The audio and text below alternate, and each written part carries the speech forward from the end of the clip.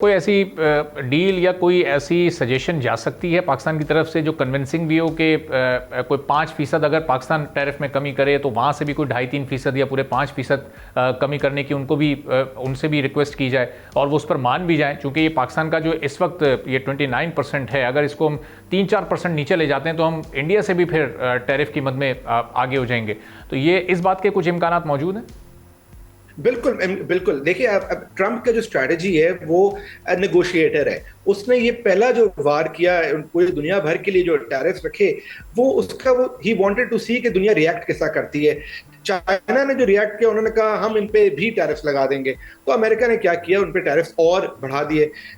पाकिस्तान ने एक समझदारी की अप्रोच ली और ज़्यादातर ममालिक ने यही अप्रोच ली कि हम यूएस के साथ नेगोशिएट करेंगे और उनके साथ बातचीत करके एक नया लेवल पे सेटअप करेंगे।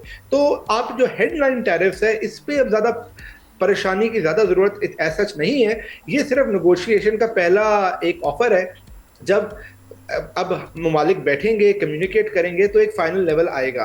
अच्छी बात यह है कि इस वक्त पाकिस्तान के पास line of communication US government के साथ मौजूद है, जो पहले इतनी अच्छी लाइन ऑफ कम्युनिकेशन नहीं होती थी।